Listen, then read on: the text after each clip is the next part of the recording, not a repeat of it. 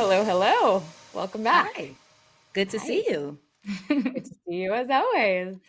Welcome back, everybody, to Living Richly with Curo, episode 42. My name is Anne McCabe. I am the CEO and a partner here at Curo Private Wealth, and I'm joined, as always, by my lovely partner, Atrisa. Hello, I am Atrisa Roberts, COO and partner here at Curo. Yes, so happy to have you all back. So, if you are just joining us, welcome. If you are an OG regular, welcome back. We Welcome back. appreciate, yes, all of you. And we are here to educate, inspire, empower you on your financial journeys. And today's episode is the third and last part of what we are calling Social Security Mythbusters. Social Security is a very large topic, very complex, lots of questions, a big part of people's retirement planning. So we had to break down all the questions that we got into 3 episodes, but today is the last of the 3 episodes on Social Security. So we will get into those Mythbuster questions in a moment. But before we get to that, let's do a quick A-team catch up. So we had a fabulous time together last week in Austin, We did. which was super fun. But any other updates for our listeners, or do you want to talk about Austin? No, Austin is great. I feel like we spend a lot of time in Austin now because of our relationship to our broker dealer. But it was fantastic. And not just was it a good time for you and I to be together away from the office and to get great insight about the industry, but it was also 80 degrees. Oh my gosh. Um, which was such a welcome break from the winter we've been having here in the DC metro area. So Yes. I say all in Austin was a great trip all the way around, but it is always a really nice experience to take just a brief moment to get out of the weeds of what you're doing in your practice every day and to zoom out, right? Go high level and think more strategic planning. And one of my favorite parts about those events is also the idea sharing, right, that you do with your colleagues during breakfast or during lunch. And people are always willing to talk about what's working for them or what's not working, and you can kind of troubleshoot things together. So it was really good trip for me. What did you think? Yeah. No, agree. And my favorite part is always that, right? Like I like the Hmm. breakout sessions, and you and I ended up at a couple like good technical breakout sessions where we Yes. walked away with some interesting information we can use in our planning. But for me, always the highlight is spending time with you, because we don't get a Oh. chance to spend, back-to-back hours together like we do when we're away at a conference.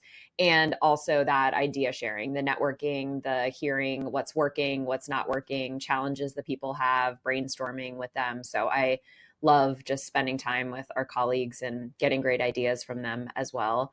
So that was great. And I have to give you a shout out because Atrisa sat on a panel and talked about some of the things that we do at Curo and represented Curo fabulously, not Oh, surprising, well, but thank you did very such a great much. job. And I was so happy to see you up there. So Thank you for supporting and being there and rooting me on and taking pictures like a proud mom. I know. I was like, that's my girl. I'm like in the front row.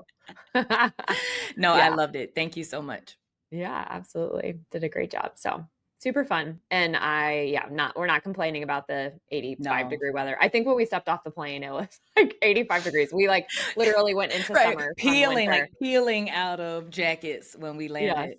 But the crazy part exactly. is I'm back in Austin next week for the G2 conference. And I checked the weather and it's in the 40s. And I'm like, Oh, wow. wait, I was looking forward to 80 degrees again, but no, Oh, it's no. it's they decided to have a cold spurt next You're week like, when I'm back. So, somebody didn't get the memo. right. I'm like, no, Not the guys, way I it's supposed needed to work. sunshine and warmth. I needed sunshine and warmth, but it's all Yeah, good. exactly. You'll still have a great time. Good Yeah. learning. So Yeah. for those of you who don't know, the G2, we always call it the MBA for Oh, yeah. RIAs. So it is like it's a 2-year leadership development program that is put on by Philip Palaviv and the Ensemble Practice. It is a phenomenal program. So Atrisa, you're in your year 2 of 2. So Mhm. you're in like the home stretch, and you go to Austin twice a year for Yes. in-person sessions. Yeah. Yes. So this is your first, I guess, of 2025. So I'll be great.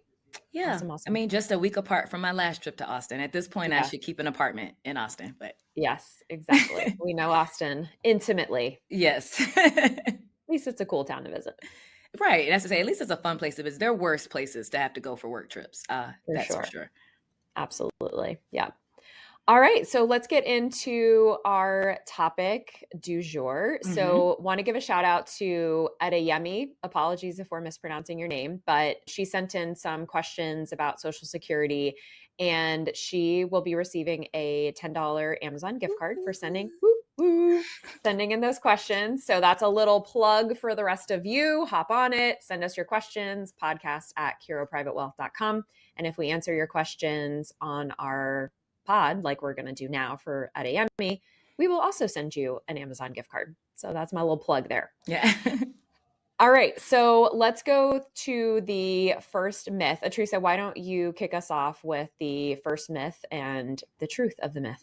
Sure. So the first myth is that Social Security benefits cannot be garnished for unpaid debts. And unfortunately, the answer to that is false. That is wrong. But before a debt collector can start to garnish any Social Security or VA benefits, they must sue you and win a judgment against you. And then they'll get a court order that tells a bank or credit union to turn over money from your account, which is called a garnishment. Now, this is assuming that you have direct deposit, of course, into a bank account. The bank has to protect 2 months worth of your Social Security benefits automatically.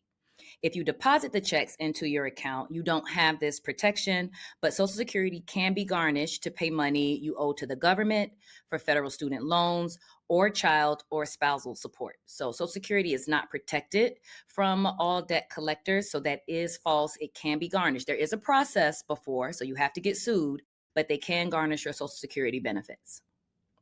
Yes, so be aware. Yes. All right. Myth number 2, my Social Security benefits increase based on how my expenses increase. We're going to say Yeah. false-ish. False-ish. I like We're going that. to say, yeah, False-ish. false-ish. So, no, our Social Security benefits are not going up as much as eggs are going up, for example, right now, because even though I don't eat eggs, I am well aware that eggs are quite the hot The commodity cost of right now. eggs, right. It's like all over the news. So, sorry for you folks who do eat eggs. But what the Social Security Administration does is it does give a cost of living adjustment. It's called a COLA. But the COLA for Social Security is based on CPIW. So CPI is Consumer Price Index. The W is the Consumer Price Index for urban wage earners and clerical workers. The challenge here is that CPIW historically has not increased as much as CPIU, which is typically the CPI number that you hear reported in the news when they're talking about how much inflation has gone up. So while we do get that cost of living adjustment increase, it historically has not always kept up with the overall sort of basket of goods and services that we as consumers partake in.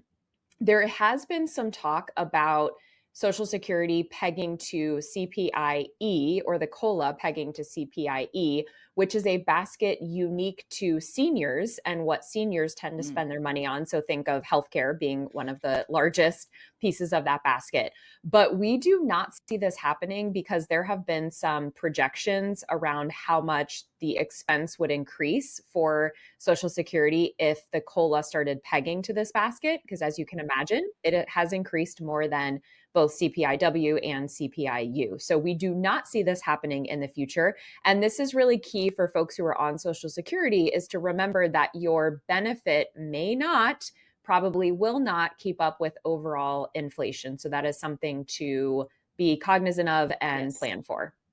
Yeah, absolutely. Like, for example, just thinking about the Social Security COLA rates, I think inflation got as high as 9.1 in 2022. That following year, Social Security, I believe, got an 8.7 COLA on the benefit. So it's never quite as high as what, your CPIU numbers are showing. So important to know. Yes. Yeah, exactly. And 2025, the CPI for, or the COLA for Social Security is 2.5%. So Right. we are seeing an increase, but not as much as overall inflation. Yes. Okay, so our third myth for today. Once you go on Social Security, you can't change your mind. That is actually false. So, if you change your mind about receiving benefits, you may be able to withdraw your claim if it has been less than 12 months since you were first entitled to the benefit. So, now to withdraw the claim, you have to meet certain requirements. And this includes making the request in writing and also repaying any benefits you received. So, big note there. You don't just get to keep the money and also withdraw from future benefits. If you withdraw your claim, you are able to reapply at a future date. This is a one time option, however, so you don't get to keep claiming and then withdrawing and then claiming and withdrawing. Once you reach your full retirement age, which depending on what year you were born, could be anywhere between 66 and age 67, you can suspend your Social Security benefit. So, like, unlike withdrawing the claim for it, you don't have to pay any prior benefits back, and you can suspend the benefits even if you've been retired for several years. So, the upside to this approach is that each suspended month, you earn delayed credits that increase your benefit. If you don't reinstate them yourself, they will automatically be reinstated when you turn age 70, which is the final age for delayed credits on Social Security. Keep in mind that if you are on Medicare Part B, whose premiums are typically deducted automatically from your Social Security benefit, Medicare will bill you. And if you don't pay the premiums, you will lose coverage. So many people don't realize that Medicare can be paid like a regular insurance premium. So for some people who start Medicare at 65 but don't automatically start their Social Security benefit, they receive an invoice, right, that they pay every year like any or every month as any other bill. Once you go on Social Security claim, it becomes a deduction from your Social Security benefit. So if you do suspend that benefit, you will receive a bill still for Medicare that you will be required to pay in order to maintain your coverage. Yeah. This is a great point, though, for folks who perhaps retire and apply for Social Security benefits and then get another job, or something happens to their financial position where they no longer need the Social Security benefits. And as we've talked about before, if you can delay Social Security up to age 70, it is a very powerful increase that you get to your benefit every year to the tune of an 8% increase. And we always say we can never guarantee that you're going to get that 8% in your investment portfolio, but the Social Security increase is backed by the full faith and credit of the US government. So if you do find yourself in a situation where you need to do a little bit of a redo, just know that this is a possibility, which is nice. Yes. All right. Last myth of our Social Security Mythbusters All righty. is that Social Security only pays retirement benefits. Wrong. Wrong. Social Security also has a disability insurance benefit called SSDI. And this pays monthly benefits to folks who have a disability, and that disability stops their ability to work. So, to qualify for SSDI, they have to have a disability or blindness that affects their ability to work for a year, or that is expected to result in death. So, this is not a disability that's going to be like a month-long issue, right? This is very much a long term. And in order to qualify for SSDI, you have to have enough work history, which is usually at least 5 out of the last 10 years to qualify. So you also have to have some work history to qualify for SSDI. Lastly, though, there are family benefits that are paid to children of people who are entitled either to retirement benefits through Social Security or disability. And the rules are generally that children can receive Social Security benefits if they are 17 and younger, or up to 18 to 19 years old if they are in school full time. And if they develop a disability prior to the age of 22, then they are entitled to benefits really at any age. So it is false that Social Security is exclusively a retirement benefit program. There is also family benefits as well as disability. Yes. And again, so complicated to navigate many times with all the, different nuances. But it's important, I think, to know in all of this and all of the myths that we busted is to somehow work with some consultant or professional and advisor who can guide you on the best ways and the best steps to take as you're navigating the sometimes complicated nature of Social Security. Yeah. And if you missed part 1 and part 2 of our myth busting session, where we talk about things like, is Social Security actually bankrupt? Are you going to have benefits in the future? Those sorts of very common and very frequently asked questions. Go check out episodes 38 and 41. So 38 and 41 were our first 2 episodes on Social Security Mythbusters. Yes. All Hopefully you right. find I some think, resource and share it with somebody else who may need it.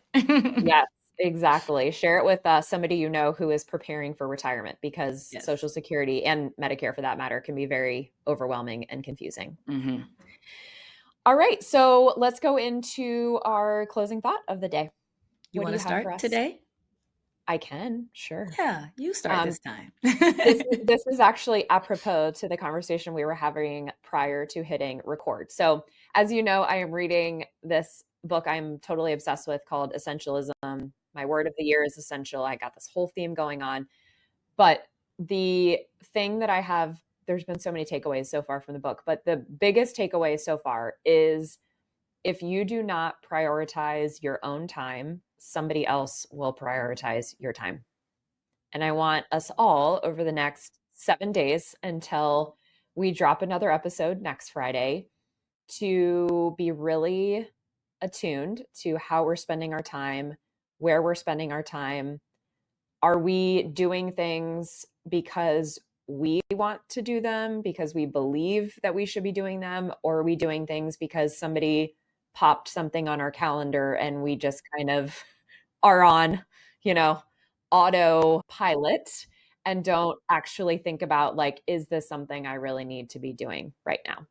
So I Yes. promise you, I had this closing thought before we even No, you hopped on. didn't. This is I a personal promise. attack. I This promise is it's not. very much a personal attack. No, no, It's no. fine. Don't even. But as we were talking, I was like, oh, okay. This closing thought is very apropos.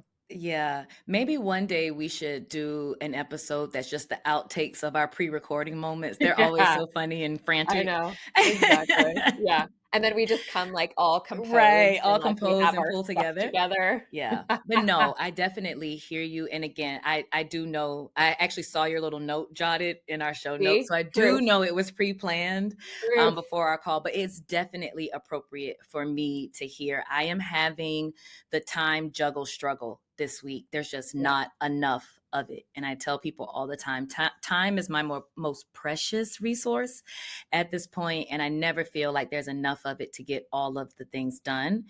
And listening to your closing thought also made me look back and realize that this week I probably felt victim to not setting the boundaries around my time, allowing things to just be popped on the calendar.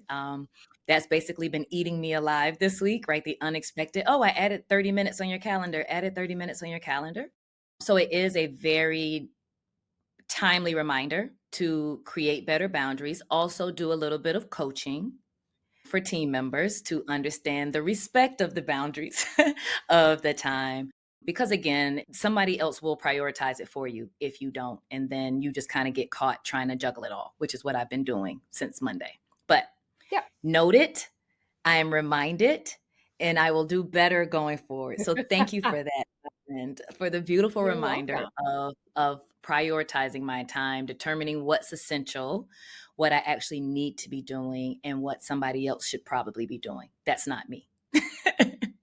Yes, exactly. Because it's not about doing, it's not about managing time, or, you can only manage time. Like, we all have the exact amount, same amount of Yes. hours in the day. So it's about doing less, delegating more, and doing things that are in your sphere of Mhm. superpower. Like, Yeah. what makes Teresa special, and what are things that only a Teresa can do? And that's where we should be Yes. spending our time. Yep. Thank you so much for the reminder.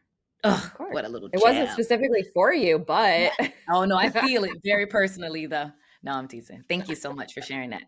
So, my closing thought is little bit different turn and maybe a little somber, but not mostly. But it's just that as we're recording this, so not when you're hearing it, but our recording is right before Valentine's Day. And I mean, you can't walk into a CVS without being bombarded by the red and pink and the candies at this point. But it also has reminded me about people who experience this holiday through loss and grief. And as you know, and we've had some clients who have, lost spouses and partners and come at really difficult times, right, around these kinds of holidays. So I just want to send a special love out to those people who may be feeling some loss as they're going through some of these special holidays. And also to just remind you that it's a good opportunity to check in and take care of yourself and do something special for yourself, do something fun. I mean, I'm not single due to loss, I'm just single by choice. But, even my single friends and I are doing a Galentine's and, we're going for drinks and we're playing games. So just a reminder to love on yourself and be nice to yourself occasionally. Cause my heart goes out to people who experience these kinds of holidays differently and where it's not always just, happy and unicorns when it comes around. So just a reminder of that you can love on yourself or find other people who, will love on you. And we're sending you, of course, love and thoughts as well. Yes, absolutely. Such a great reminder. Thank you Yeah. for sharing that, because oftentimes people think of holidays as the positive and the Yeah. being with loved ones, and for a lot of people that's Yeah. It's very different not an for some option. people. Yeah. Right. Yep. So thank you for that important reminder. All right, everyone. Well, thank you again for tuning in to another episode of Living Richly with Curo. Leave us a rating, share the episode, subscribe so that you are alerted when we drop more episodes, and let us know what you are enjoying so far about the podcast. We'd love to hear from you. We'd love to hear your feedback. But until next week, we will see you then. Take care and Live richly.